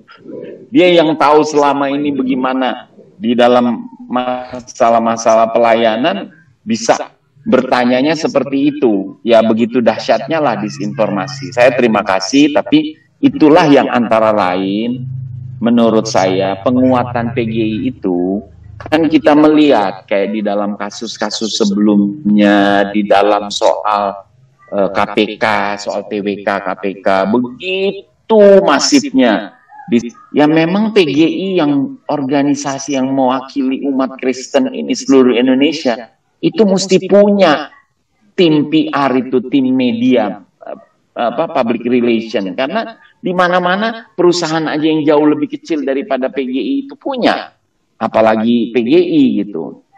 Nah, saya mau mengoreksi sedikit Pak Hutajulu. Jadi 5% itu yang ada di agreement, ada 5% dari BEP harus diberikan untuk pendeta, untuk pelayanan dengan harga modal. Nah, setting kita itu begini Pak, kalau kan ini yayasan akan mendapatkan uang banyak Pak, sementara kan rumah sakitnya kita tidak akan menanggung rugi sama sekali. Semua kerugian harus ditanggung oleh si investor. Kita hanya akan menerima yang tadi saya jelaskan, minimum plus dari revenue. Mau di bawah bottom line-nya dia rugi puluhan miliar pun, kita tetap terima 2% dari gross. Nah, uang ini maksud saya, menurut saya, kalau yang disebut pelayanan, oh sudah 5% sudah terpakai semua ini, harga ini. Tapi ada pendeta dikasih harga khusus pun, diskon 75% pun tidak mampu bayar. Obatnya tidak mampu. Ya disinilah yayasan yang menggunakan semua resources yang ada, yang harus mendukung. Selama ini, bagaimana mungkin kita melakukan tugas pelayanan? Lambok bayar gaji aja dia nyicil, bayar dokter aja yang notabene juga mayoritas Kristen, dia nggak bisa bayar. Ya apalagi mau bantu-bantu orang. Itu Pak, dan saya terima kasih itu diingatkan, jadi itu memang sudah kita atur gitu Pak. Dan Pak Gomar juga sudah menegaskan bahwa yayasan ini nanti, dan yayasan ini Pak, kita ini punya piutang besar Pak. Karena ini begitu tanggal 1 Juli kemarin, Semua itu nanti selanjutnya kalaupun rugi apa semua ditanggung oleh PT ini. Jadi semua tagihan yang ada, nggak ada yang masuk ke PT, Pak. Tidak 1 sen pun. Dan itu jumlahnya besar, Pak. Untuk informasi 100 miliar lebih, Pak. Semua masuk yayasan. Ya tentu itu buat membayar pesangon, nanti buat apa. Yang Bapak ingatkan, PBOT itu betul-betul bagus sekali kita supaya jadi saya bisa menjelaskan. Nakes itu, Pak. Primaya itu sudah menegaskan, kemarin kita sudah rapat dengan dokter pimpinan daripada Rumah Sakit Cikini, dengan di situ ada yayasan, ada kami juga, primayanya, itu sudah menegaskan bahwa dia akan jalan dengan semua nakes yang ada. Kemudian akan dilakukan fit and proper test. Untuk memang yang mampu pasti, dan hal ini nih logis sekali, Pak, karena dia punya 14 rumah sakit, Pak. Dia mau nyari nakes dari mana, Pak? Kalau mau ganti-ganti. Dan kalaupun ada, kalau memang bagus kan selalu jauh lebih bagus yang sudah mengenal betul-betul di Rumah Sakit Cikini. Tapi tentunya kalau yang maling-maling sih ya kita buang ke laut, Pak. Yang selama ini menjadikan ini menjadi masalah itu ya pasti tidak akan ada yang dipakai. Tapi prinsipnya itu akan, tapi balik lagi, misalnya pun tidak, semua mereka ini, Pak, tetap menjadi karyawannya yayasan. Tanggung jawab sepenuhnya ada di yayasan. Tidak akan ada yang dikurangi. Jadi dalam agreement pun, masa pesangon, masa kerja, tanggung jawab dari PT, hanya sejak 1 Juli ke depan. Maksudnya, jadi kalau sejak 1 Juli, kalau ada nakes yang masih lanjut kerja 5 tahun, tanggung jawabnya dia 5 tahun. Baik pesangon, baik apa. Yang sebelumnya, misalnya sudah pernah bekerja 15 tahun atau 10 tahun, itu tanggung jawab sepenuhnya daripada yayasan. Dan itu yang sudah dari awal memang kami syaratkan, kami kunci. Begitu, Pak. Penjelasan, mudah-mudahan ini bisa melengkapi, Pak. Dan memang nakes ini, Pak, terus terang tapi ini tentu pendapat pribadi saya, Pak, untuk operasi yang bornya, Pak, bed occupancy ratio-nya cuma rata-rata 30%, Pak. Kita punya karyawan di Cikini itu 617 orang, Pak. 617 sampai geleng-geleng kepala, Pak. Cuman ya itu yang ahli lah nanti dalam mengelola rumah sakit yang menjudge. Demikian, Pak. Terima kasih. Iya, baik. Terima kasih jawaban atas nasib nakes juga yang selama ini jadi kontroversi di luar, akhirnya bisa kita dengar ya. Ya, saya yakin masih banyak yang mau nanya ini. Syukur kita dapat bonus karena Pak Kris akan meninggalkan kita 97.50 ya, Pak? Bisa ya? Ya, boleh, Pak. Boleh. Oke. Asal dikasih waktu prepare dikit. Ya, oke. Pindah channel. Harusnya cuma sampai 7.30 tapi dapat bonus sampai 7.50. Baik. Bung Refli silakan. Oke. Shalom, selamat malam semua. Malam. Ya, pertama saya tidak kaget karena jujur begitu melihat masalah ini menjadi polemik di luar, saya tidak yakin karena pertama putus Pak, sorry Pak, putus Pak, nggak kedengeran Pak, sorry, belum kedengeran Pak. Unmute dulu. Ya. Ya. Ya, kembali lagi. Jadi pertama ini muncul keluar, saya sangat tidak percaya karena jujur secara pribadi kita punya hubungan emosional dan tahu betul integritas Pak Kris karena saya dibesarkan oleh almarhum senior Pak Kantor. Walaupun saya bukan orang hukum tapi banyak ditempa secara hukum. Nah, dalam hal PGI rumah sakit ini ada beberapa catatan yang barangkali perlu sekedar tadi penjelasan sudah sangat clear, penjelasan dari Pak Kris sudah sangat clear dan sangat apa yang menjadi kebingungan di masyarakat di warga gereja khususnya itu sudah sangat clear. Barangkali mungkin penekanannya masalah laporan auditif. Apakah selama 3 tahun terakhir ini rumah sakit ini pernah ada laporan auditif? Karena dari disiplin ilmu keuangan tentunya begitu ada laporan auditif itu sudah mencakup semua aspek legalnya sudah ada di situ, dan masalah appraisal dari aset-aset yang ada itu akan tercantum secara struktural dalam laporan keuangan auditif. Itu barangkali menjadi remind saya. Nah, hal kedua, timeline.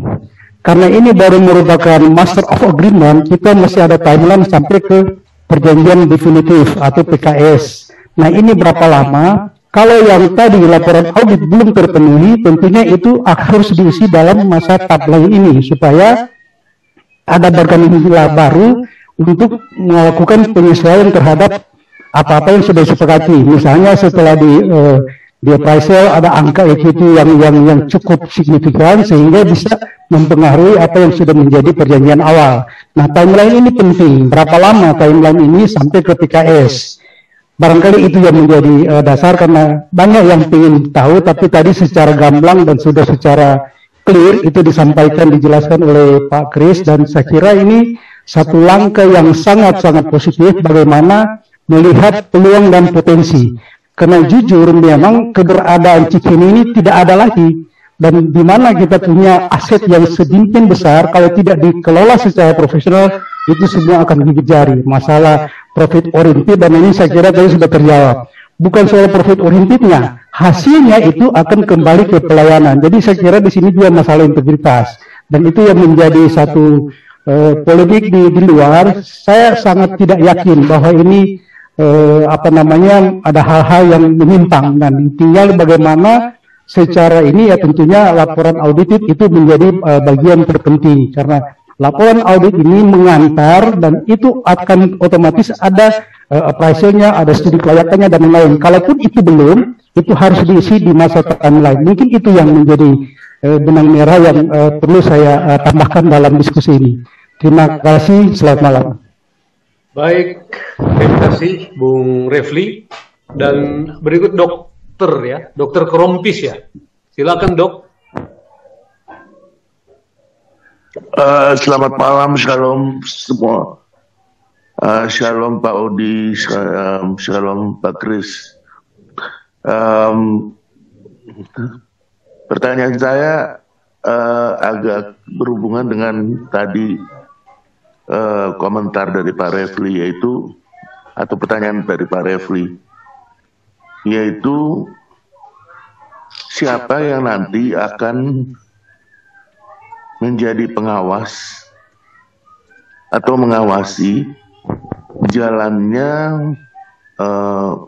operasional BOT ini. Itu nomor satu, karena itu kan akan ada didasarkan pada perjanjian kerjasama atau BOT agreement ya. Nah, siapa yang akan mengawasi pelaksanaan dari BOT agreement tersebut? Itu nomor satu. Nomor dua, tentang operasional dari rumah sakitnya.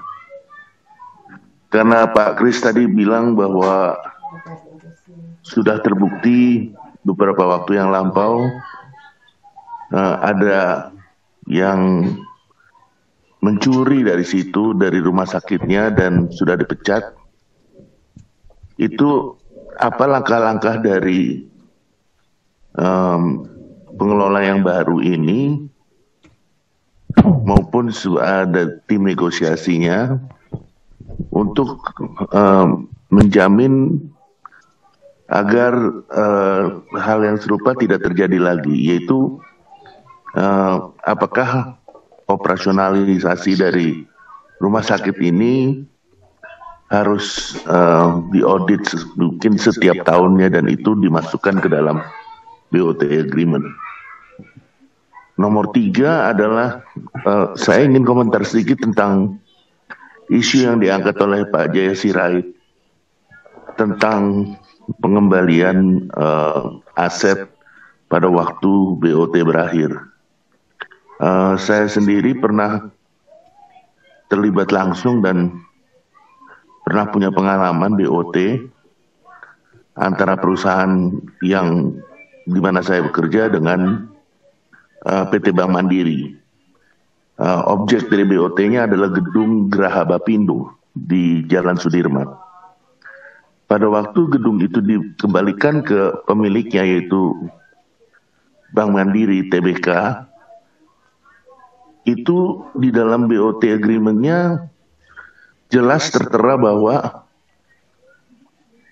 gedung tersebut beserta seluruh peralatan yang melekat padanya itu harus dikembalikan dalam keadaan seperti pada waktu permulaan itu diserahkan kepada si pengelola BOT. Jadi ini mengakibatkan pada waktu gedung itu balik sampai dengan lift dan chiller AC, itu semua harus diganti dengan yang baru. Karena itulah yang menjadi syarat dari pengembalian aset tersebut di dalam BOT agreement-nya. Nah, apakah itu hal ini juga disyaratkan dalam BOT agreement nanti antara pihak yayasan dengan PT Primayasa? Terima kasih, cukup sekian, selamat malam. Baik, terima kasih Pak Dokter. Pak Kris, apakah kita beri kesempatan masing-masing 1 menit, 3 yang terakhir, biar Pak Kris langsung menjawabnya dan kita tutup? Kalau boleh, ya. 2 nih saya jawab cepat-cepat deh. Nanti terus ya. masih ada waktu kita ini ya. Baik. Oke, terima kasih Bung Refli atas kepercayaan yang tadi disampaikan ya. Mengenai audit, saya akan sampaikan, ini memang karena kami kan tim hanya dikasih tahu angka oleh pengurus, ya kita menegosiasikan landasannya itu, kita tidak masuk meriksa-meriksa gitu ya. Kalau laporan dari pengurus, 2018, 2019 semua audited. 2018, 2019 audited. 2020 belum, masih internal. Tapi balik lagi karena tadi disinggung oleh Pak Refli mengenai apakah setelah diaudit angkanya berubah banyak atau apa. Saya mungkin perlu menjelaskan sedikit. Tadinya di awal saya memilih nggak mau menjelaskan jauh, tapi saya pikir daripada karena saya beringat-ingat beritanya memang terlalu simpang siur dan dibuat secara sengaja menyesatkan. Jadi saya pikir saya lebih baik jelaskan, mumpung Pak Refli menyinggung soal audited. Ya, banyak disinggung mengenai bahwa sekarang itu bohong, hutang. Sekarang piutangnya sudah cukup, tinggal sedikit hutangnya, ataukah sudah lebih piutangnya, whatever it is. Saya ingin jelaskan, tadi saya sudah singgung, Januari sampai Maret 2020, kita rugi 2,5 miliar. Yang tadi saya jelaskan 2017 rugi 34, 2018 rugi 23, 2019 rugi 17, 2020 Januari Maret kita rugi 2,5 miliar. April sampai November kita plus 25 miliar. Luar biasa kan? Nah, pertanyaan saya, kenapa saya menyebut April sampai November? Karena April November itu COVID. Jadi rumah sakit Cikini ini sekarang ini memang basically menanganinya ya COVID. Dan pemerintah memang beda dengan BPJS yang marginnya tipis. Untuk COVID ini memang angkanya besar. Kita memang quote unquote menikmati situasi selama COVID ini. Saya tambahkan aja sedikit, pendek aja, tadi Bung Audi bilang masih ada yang mau tanya. Kemarin dalam sosialisasi dari Rumah Sakit Cikini yang sangat menguasai keuangan, menurut saya ya, karena dia merefer semua angka-angka itu. Dia memperkirakan kita sanggup, saya nggak ingat either tahun ini atau tahun depan, pokoknya kita akan sanggup mempunyai keuntungan 1 tahun 100 miliar. Bayangin ya, yang 2017 rugi 34, kita bayar nggak bisa bayar gaji segala macam, untung 100 miliar. Jadi penjelasan saya itu ditanggapi begini oleh teman tersebut. Jadi 30 tahun, memang tanah dapat gedung semua, masih dapat juga 800 miliar lebih. Memang besar sekali, tapi nggak ada apa-apanya kalau dihitung dengan sekarang kemampuan Cikini. Karena kalau 30 tahun kali setahun, 3 triliun kita terima. Saya waktu itu jawab, memang kami ini udah berupaya semaksimal mungkin kami berenam, terutama Prof. Miranda ini yang luar biasa pengetahuannya soal uang, menganggap kita sudah untung banget, tapi mungkin kami bego, salah ngitung. Tapi kalau saya pikir sedikit aja, ya 100 miliar, iya 3 triliun 30 tahun. Kalau kita doain Indonesia ini COVID terus selama 30 tahun. Ah, kalau itu ya, memang perjanjian kita merugikan. Kalau COVID-nya 30 tahun. Tapi kan semua, baik yang disampaikan pemerintah, yang ada disampaikan para ahli, hitungannya kan COVID ini mudah-mudahan selesainya 2022. Kalaupun molor sedikit 2023. Sesudah itu kan kita kembali ke laptop, kembali dengan semua permasalahan yang ada. Jadi itu yang saya mau kasih gambaran juga, bahwa yang disebut sekarang piutang kita banyak. Tadi kan saya yang malah menyebut, menjelaskan ke Pak Huta-Julu kalau saya nggak salah, bahwa kita masih punya piutang, semua itu masuk ke yayasan. Tapi itu semua 100% karena COVID. Itu pun kenapa kita belum dapat uangnya, ya karena pemerintah belum bayar-bayar. Katanya saya baru dapat keterangan tadi bahwa mau mulai dibayar, sudah baru dimulai dibayar. Karena tunggakannya kalau nggak salah ada 16 triliun buat semua rumah sakit. Nah, kita 100-an miliar, saya lupa 100 miliar berapa. Kedua yang disampaikan oleh Korompits itu yang mengenai siapa yang memanage. Yang memanage memang PT ini. PT ini kan ada direksi rumah sakit, tapi yang memanage PT, di mana CEO dari Primaya, CFO dari yayasan, Preskom dari yayasan, komisaris dari Primaya. Jadi hanya 4 orang ini yang nanti akan memanage overall, melakukan pengawasan. Tentunya akan ada direktur sebutannya, direktur rumah sakit, semua itu di bawah gitu loh. Tapi manajemen ini yang akan mengontrol, yang akan mengawasi bagaimana pelaksanaan daripada BOT itu sendiri. Nah, otomatis yang 4 orang ini yang mempunyai tugas tentunya untuk jangan sampai kebocoran-kebocoran seperti yang lalu masih terjadi juga. Itu menjadi tanggung jawabnya si berempat ini. Untuk penjelasan saja, pemegang saham dari PT ini 50% itu milik yayasan kesehatan. Jadi PGI itu nggak punya saham. PGI itu hanya duduk di pembina daripada yayasan. Pemilik sahamnya yayasan. Yayasan Kesehatan Rumah Sakit Cikini. Nah, yang terakhir yang mengenai pengembalian aset, ya memang kan kalau gedung Mandiri itu dia gedung sudah jadi, kemudian di BOT-kan supaya operasional, semua yang menyewakan supaya ini baru balik lagi. Itu mesti semula. Kalau kita ini kan, kita mau minta semula, ya semula yang kumuh ini. Dan kita kan akan membangunnya beda, gedung baru. Kita akan bangun full 10.000 itu baru. Sementara sambil jalan sampai nanti kita memulai pembangunan, itu memang di bangunan lama yang ada. Demikian Bung Odi. Silahkan kalau masih ada asal cepet-cepet. Ya, yang 3 bisa ke 1 menit ya. Setelah 1 menit saya. Ya. Boleh. Ya, silakan Bung Matias. Terima kasih Bung Audi. Saya hanya simpel aja. Ini saran ya. Ke katakanlah ketidakmengertian publik ini, menurut saya ada benarnya publik menduga-duga, karena mungkin kita dari awal tidak terpublis ini rencana ini. Jadi saran saya kalau bisa MOU atau apalah namanya perjanjian yang sudah ditandatangani itu diposting di websitenya PGI. Itu yang pertama.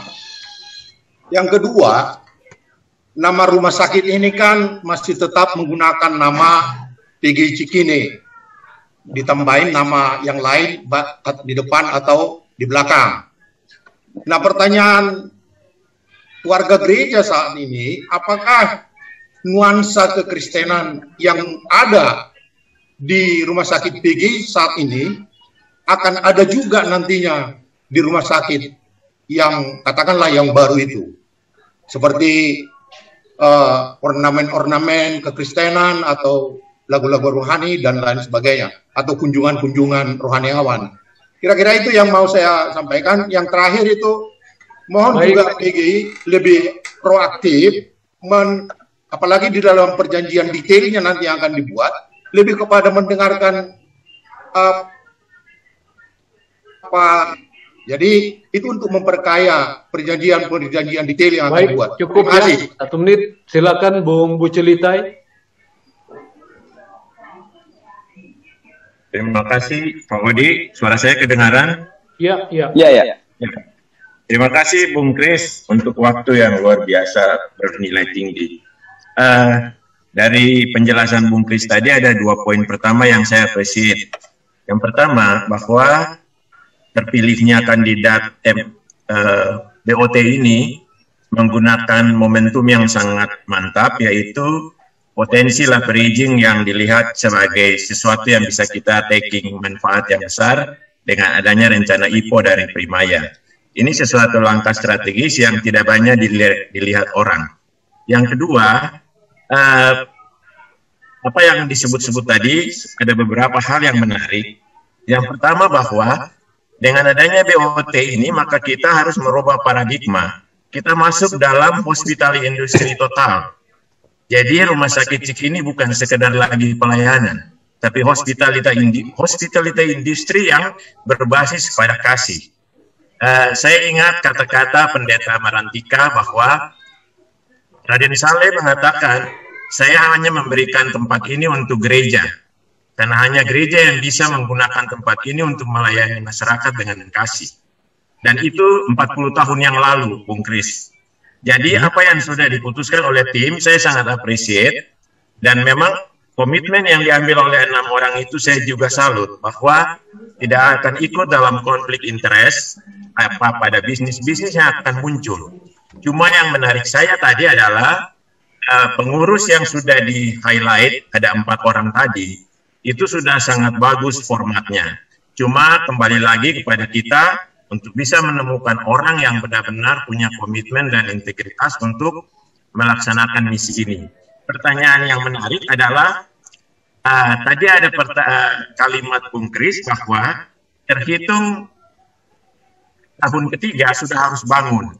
Nah, mudah-mudahan hal ini bisa dikawal ketat, sehingga kunci keberhasilan BOT ini adalah di pernyataan tadi. Begitu tahun ketiga pembangunan belum jalan, maka semua skema ini tidak akan bisa tercapai. Yang menurut saya momentumnya sudah. Terima kasih Bung Kris. Terima kasih Bung Buce. Terakhir Pak Tobing. Baik, selamat malam Pak. Malam. Terima kasih untuk kesempatan ini. Saya hanya ingin bertanya, bagaimana proses terpilihnya Primaraya gitu. Karena tidak terpublish apakah proses-proses atau tahapan-tahapan yang dilakukan oleh tim YAKES dalam memilih mitra. Apakah ada open invitation misalnya ke seluruh publik atau hanya ke selected partisipan. Kemudian kenapa jatuhnya kepada Primaraya dan mengapa skemanya jadi BOT? Terima kasih. Apakah tidak ada proposal lain, misalnya dari partisipan yang mungkin diundang? Terima kasih.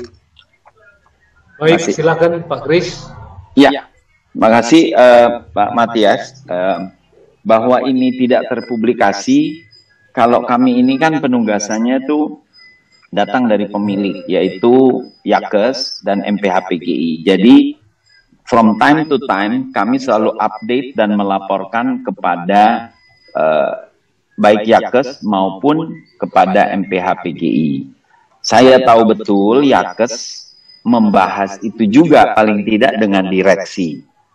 Kedua, di dalam kami sampai kepada stage mau mengajukan penawaran final, maksudnya yang waktu itu saya bilang take it or leave it, jadi kalau enggak kita mau batalkan, itu kami jelaskan di depan semua, termasuk direksi Akper, pembina, pengawas, MPH, begitu juga direksi rumah sakit. Jadi buat kami itu kami anggap memang prosesnya harus begitu. Saya kebetulan ya bisnisnya saya seperti hal-hal seperti ini, merger acquisition, ya masuk ke perusahaan orang, ambil alih atau join.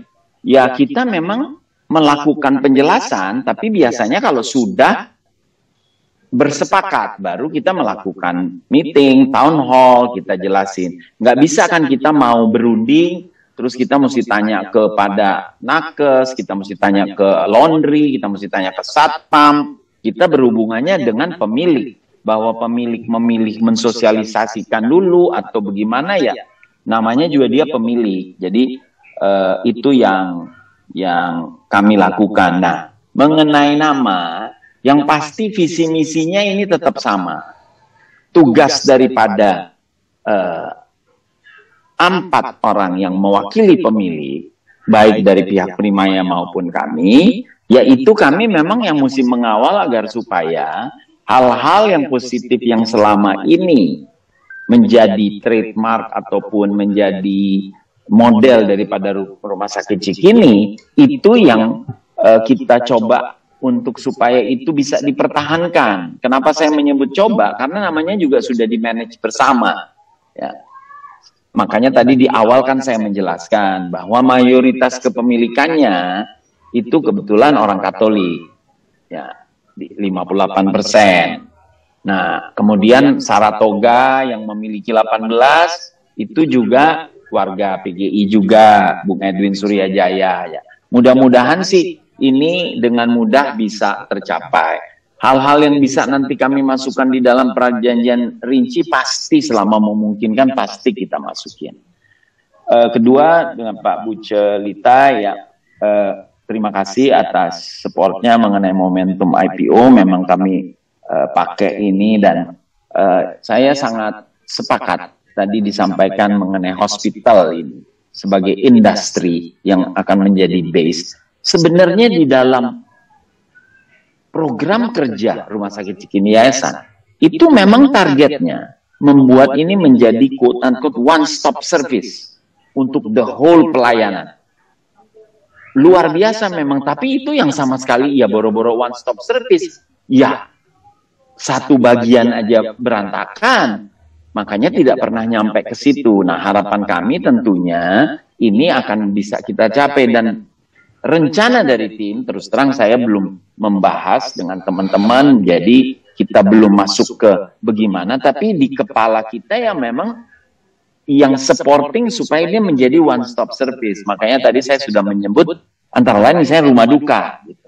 Yang itu bukan, itu sepenuhnya tim yang akan mengambil proses, berunding, mencari possibility.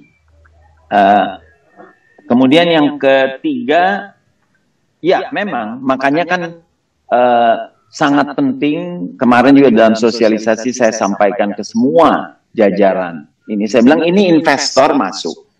Dia kan simple lah, pasti maunya kan bikin untung dong. Caranya bikin untung, pasti rumah sakitnya mesti dibikin bagus. Pelayanannya, quality of the service, bangunannya nanti, supaya dia bisa jadi untung. Dia nggak mau dong terkunci, apalagi dia terkunci dengan angka-angka minimum yang dia mesti bayar. untung maupun rugi.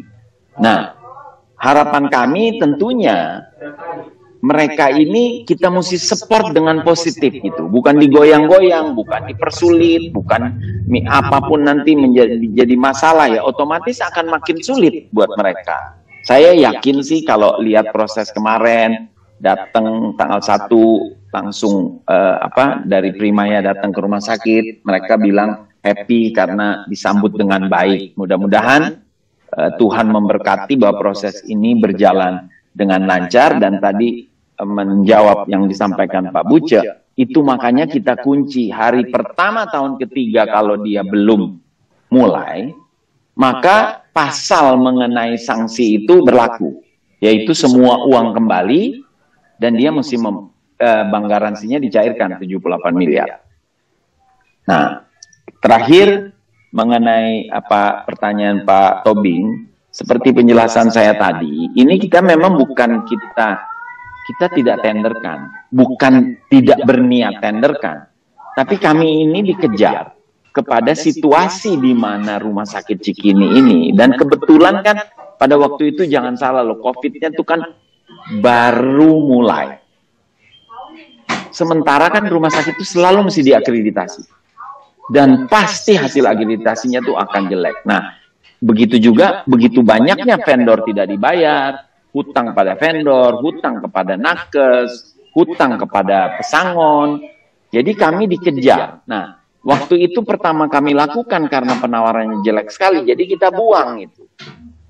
Kemudian sudah langsung ada penawaran, dan kita mencoba melihat dan mencoba informally mengundang, karena saya perlu juga untuk mengimbangi, jangan sampai dari Primayanya hanya mengajukan penawaran-penawaran yang jelek. Jadi tim itu melobi, mencari possibility.